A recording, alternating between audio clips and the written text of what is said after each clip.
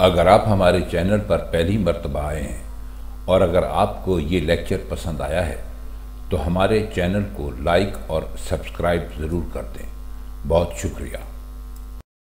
अस्सलाम वालेकुम ख़वातीन व हज़रात, आज हम आपके लिए गालिब की जो गज़ल लेकर आए हैं वो ख़ासी मारूफ़ है, आपने भी यकीनन सुन रखी होगी। गज़ल है कि आह को चाहिए एक उम्र असर होने तक, कौन जीता है तेरी जुल्फ़ के सर होने तक। अच्छा, पहले ये समझ लीजिए कि ये गज़ल बाज़ जो दीवाने गालिब हैं उनमें इसको असर होने तक या सर होने तक, उम्र होने तक ये नहीं लिखा, उसमें लिखा है होते तक। यानी उसमें ऐसा भी हमने देखा है लिखा हुआ कि आह को चाहिए एक उम्र असर होते तक, कौन जीता है तेरी जुल्फ़ के सर होते तक। लेकिन हमारे पास जो दीवान है उसमें, और अक्सर जो हमने सुना है वो है और असातिज़ा से सुना है, वो होने तक ही सुना है। तो ये एक छोटी सी बात आपसे करना थी। तो चलिए अब आगे चलते हैं। एक उम्र का मतलब है बहुत सारा वक्त, यानी पूरी ज़िंदगी किसी काम में लग जाए तो कहते हैं कि जी एक उम्र हो गई इसको। और बहुत सारे शायरों ने इसको इस्तेमाल किया है। फराज साहब का बड़ा मशहूर शेर है, एक उम्र से हूँ लज्जत गिरिया से भी महरूम, आपने सुना होगा।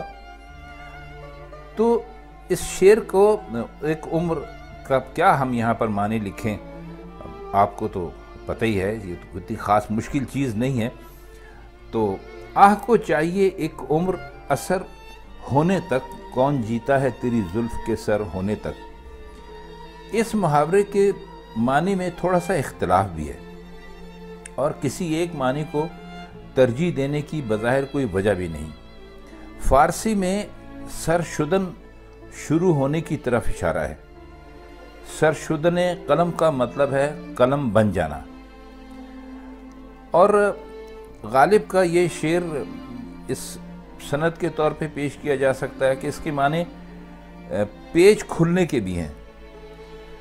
मतलब उनका कहने का ये है कि जब तक तुम्हारी जुल्फ़ खुलेगी और बिखरेगी तो उस वक्त तक पता नहीं हम जीते भी हैं कि नहीं जीते। अब मेरे ख्याल में ये जुल्फ़ का खुलना और बिखरना शायद ये मुलाकात की तरफ एक बहुत ही खफीफ सा इशारा है।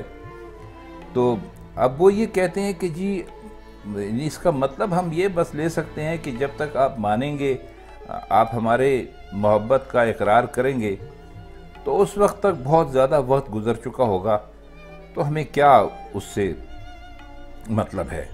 अब छोड़िए, बस हो चुका जो होना था। एक तरह की मायूसी झलकती है इसमें। अच्छा, इसका अगला शेर है, दाम हर मौज में है हल्क़ाए सद काम नहंग, देखिए क्या गुज़रे है कतरे पे गोहर होने तक।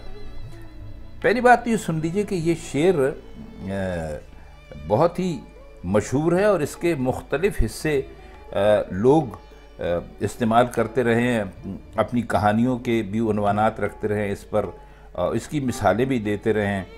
और गोहर होने तक और सहर होने तक, तो ये खासा एक मकबूल शेर है इन मानों में। इसका काम नहंग का मतलब होता है मगरमच्छ का हलक। नहंग आपको मालूम है मगरमच्छ को कहते हैं। तो इसका अगर सादा सा मतलब करें तो वो इस शेर में ये है कि इंसान को किसी भी काम को करते वक्त उसमें बहुत ज़्यादा महारत हासिल करने के लिए या दर्जा कमाल तक पहुंचने के लिए बहुत सख्त मुश्किलात का सामना करना पड़ता है। और इसमें कोई शुबा भी नहीं कि इस दुनिया में जो मुश्किलात और परेशानियां आती हैं उनमें सब्र और हिम्मत के साथ गुज़रते हुए कोई बड़ा कारनामा सर अंजाम देना बहुत मुश्किल है। और हर इंसान किसी बहुत बुलंद मकसद तक पहुंच भी नहीं सकता जब तक वो हर किस्म की मुसीबतें बर्दाश्त करने के लिए तैयार ना हो जाए। تو وہ کہتے ہیں کہ زندگی ایک ایسا سمندر ہے جس میں قدم قدم پر جال بچھے ہوئے ہیں، اور ان جالوں میں جگہ جگہ یہ سمجھ لیجئے کہ مگرمچھ کے حلق کی طرح ہیں، پھر ایک ایک قدم پر سینکڑوں مگرمچھ بیٹھے ہیں۔ تو ان کا کہنے کا مطلب یہ ہے کہ یہ اس قدر مشکلات ہیں اور اس قدر پریشانیاں ہیں کہ اپنے مقصد کی طرف بڑھنا کوئی آسان نہیں ہے۔ تو اس پوری کیفیت کا خلاصہ اگر ہم کریں تو دو تین نکات میں کر سکتے ہیں۔ ایک تو یہ کہ زندگی کے سمندر کی ہر موج ایک جال کی حیثیت رکھتی ہے، آپ جال میں پھنس بھی سکتے ہیں، اور یہ جال کوئی عام ڈوریوں سے بنے ہوئے نہیں ہیں، بلکہ سینکڑوں مگرمچھ منہ کھول کر بیٹھے ہوئے ہیں۔ تو اس طرح ان کے حلقوں کے ایک دوسرے سے ملنے سے ایک زنجیر سی بن گئی ہے، اور وہ زنجیر سے جال بن گئے ہیں۔ اور وہ یہ کہتے ہیں کہ ان خطروں اور ان ہلاکتوں کی کیفیت کو سامنے رکھ کر میں سوچتا ہوں تو ان میں سے گزرتے ہوئے قطروں کو موتی بننا ہے، گوہر ہونے تک، گوہر موتی کو کہتے ہیں، وہ ہم آپ کو ابھی لکھ بھی دیں گے، یہ آپ اپنے اسکرین پر آپ اس کو دیکھیں گے بھی۔ اور وہ کہتے ہیں کہ قطرہ سمندر سے باہر نکلے تو مٹی میں جذب ہو جائے گا، تو اندر ہی اندر رہ کر اسے ترقی کی منزل تک پہنچنا ہے، کمال تک پہنچنا ہے۔ تو ظاہر ہے کہ جب ان خطروں کا مقابلہ کرنے کے لیے اپنے اندر صبر اور اپنے مقصد کے لیے ایک پختہ ارادہ پیدا نہیں کرے گا، منزل مقصود تک پہنچ نہیں سکتا۔ تو اس غزل میں بس یہی کچھ کہا گیا ہے، تھوڑی سی باریک بات ہے، لیکن آپ اگر اس تشریح کو دو تین دفعہ سن لیں گے تو ہمیں امید ہے کہ آپ پر اس شعر کا سارا مقصد بہت ہی آسانی کے ساتھ واضح ہو جائے گا۔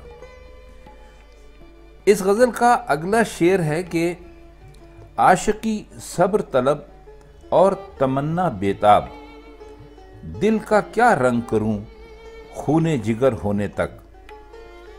اس میں بھی کوئی خاص بہت مشکل الفاظ نہیں ہے، لیکن شعر کی مناسبت سے ایک لفظ جو انہوں نے یہاں کیا ہے وہ ہے رنگ۔ تو رنگ کا مطلب ہے یہاں پر کیفیت سمجھ لیجئے، حال سمجھ لیجئے۔ تو وہ اور صبر طلب جو ہے وہ کہتے ہیں کہ جس چیز میں صبر کی بہت زیادہ ضرورت ہو، وہ کہتے ہیں کہ عاشقی جو ہے وہ تو ایک بہت ہی صبر طلب کام ہے، اور میری تمنا جو ہے کہ میں ان کو پالوں وہ بڑی بیتاب ہے۔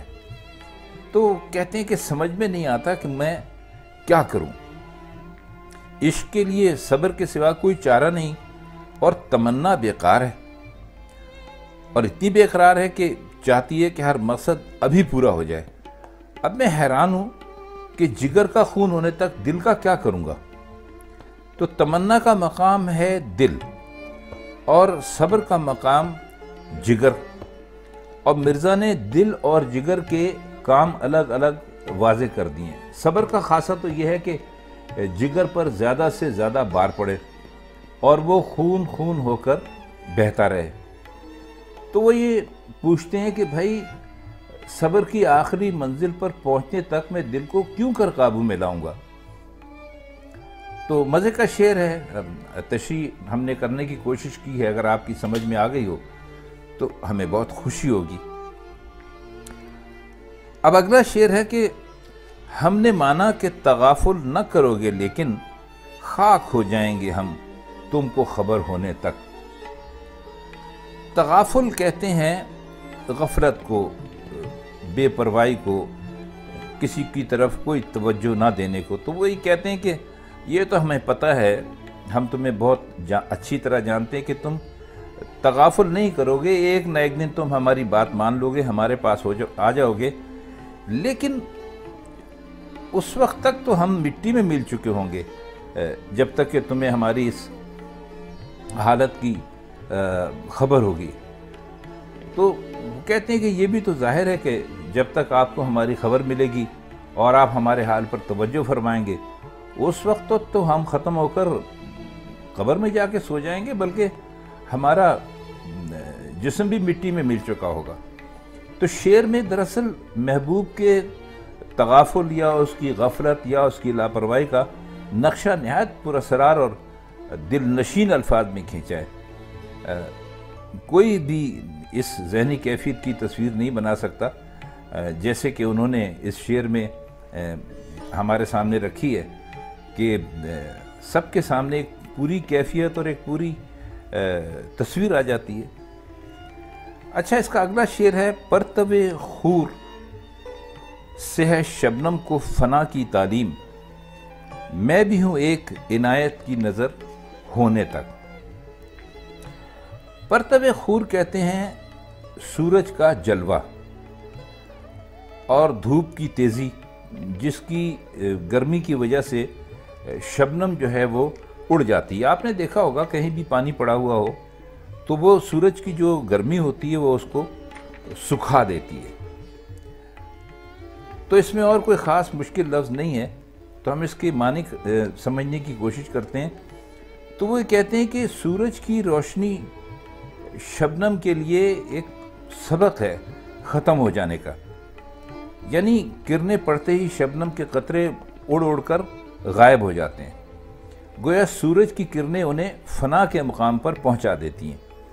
تو وہ کہتے ہیں کہ اے میرے محبوب، اسی طرح میری ہستی بھی عنایت کی صرف ایک نظر ہونے تک باقی ہے۔ جب آپ کی نظر عنایت مجھ پر پڑ جائے گی، اور جس طرح سورج کی کرنیں شبنم پر پڑتی ہیں، میں بھی اسی طرح فنا ہو جاؤں گا، مر جاؤں گا، ختم ہو جاؤں گا۔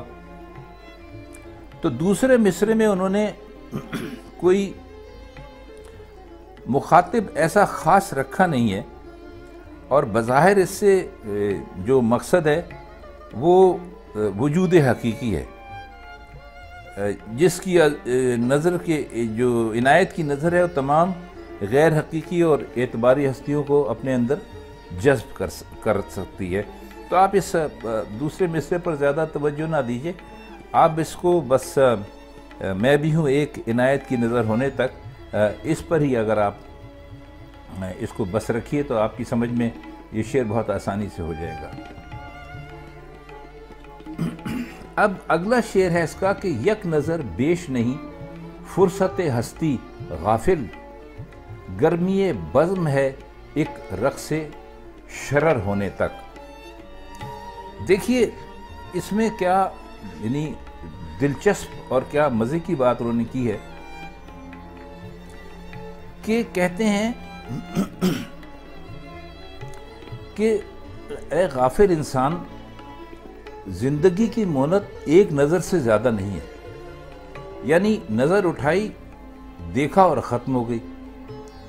دوسرے لفظوں میں کہہ سکتے ہیں کہ یہ فرصت پلک جھپکنے کی حد تک محدود ہے، یعنی آدمی کی زندگی کچھ بھی نہیں ہے۔ عام آپ نے سنا بھی ہوگا، لوگ کہتے ہیں کہ بس ایک سانس ہے، اگر وہ اندر سے باہر نہ آئے اور باہر سے اندر نہ جائے تو انسان ختم ہو جاتا ہے۔ تو یہ اچھی بہت مزے کی انہوں نے بات کی ہے، اور ہستی انسان کو ہی کہا گیا ہے، اور غافل کا مطلب آپ جانتے ہیں، غفلت کرنے والا۔ تو گرمی بزم ہے ایک رقص شرر ہونے تک، ان کا وہ کہہ یہ رہے ہیں کہ یہ جو دنیا کی رونقیں لگی ہوئی ہیں یہ بالکل ایسے ہی ہیں کہ جیسے آپ نے دیکھا ہوگا کہ کہیں پر اگر آگ جل رہی ہو تو اس میں سے چنگاریاں نکل رہی ہوتی ہیں، تو وہ جو چنگاری ہوتی ہے اس کی عمر کچھ زیادہ نہیں ہوتی، بس وہ آگ سے نکلتی ہے، 2-4 فٹ اوپر جاتی ہے اور اس کے بعد ختم ہو جاتی ہے۔ تو اس چنگاری کو، آگ سے نکلنے کو انہوں نے رقص شرر کہا ہے، یعنی چنگاری کا رقص انہوں نے کہا ہے۔ اچھا، اب اس کا ہم آتے ہیں اس کے آخری شعر کی طرف، یعنی مقطع اس کا کیا ہے۔ وہ کہتے ہیں کہ غم ہستی کا اسد کس سے ہو جز مرگ علاج، شمع ہر رنگ میں جلتی ہے سحر ہونے تک۔ اب یہ دیکھیے کیا خوبصورت بات انہوں نے کی ہے۔ جز مرگ کا مطلب ہے کہ موت کے سوا، موت کے علاوہ۔ تو وہ یہ کہتے ہیں کہ اے اسد، اپنے آپ کو مخاطب کر رہے ہیں، زندگی کے غم کا علاج موت کے سوا کون کر سکتا ہے؟ یہ بیماری مرنے پر ہی ختم ہو سکتی ہے۔ دیکھیے، شمع کو رات کے وقت جلاتے ہیں اور جب تک صبح نہ ہو جائے وہ برابر جلتی رہتی ہے، یعنی اس کی سوزش یعنی جلنے کا خاتمہ صبح طلوع ہو جانے پر ہوتا ہے۔ تو یہی کیفیت غم ہستی کی ہے۔ اسے بھی ایک شمع سمجھنا چاہیے جو برابر جلتی رہے گی، اور صرف موت اسے بجھائے گی، کیونکہ غم ہستی کی شمع کے لیے موت ہی صبح کا حکم رکھتی ہے۔ تو خواتین حضرات، ہم نے مرزا غالب کی غزل آپ کی خدمت میں پیش کی، اس کے کچھ مشکل الفاظ کے معنی بھی آپ کو بتانے کی کوشش کی، اور کچھ اپنی طرف سے اس کی شرح کرنے کی بھی کوشش کی۔ اصل میں مرزا کا کلام اتنا بلیغ ہے اور زندگی پر اتنا زیادہ چھایا ہوا ہے کہ جب بھی ہم خود بھی جب اس کو پڑھنے کے لیے بیٹھتے ہیں تو ہر مرتبہ کوئی نئے معنی ہی سمجھ میں آتے ہیں۔ تو بہرحال اپنی سی کوشش کی، تو امید ہے کہ یہ غزل اس تشریح کو سمجھنے کے بعد جب بھی کبھی آپ سنیں گے تو آپ پر اس کے نئے نئے معنی کھلیں گے۔ تو اب اگلی غزل کے ساتھ آپ کی خدمت میں پھر حاضر ہوں گے۔ تب تک کے لیے ہمیں اجازت دیجیے۔ اللہ حافظ۔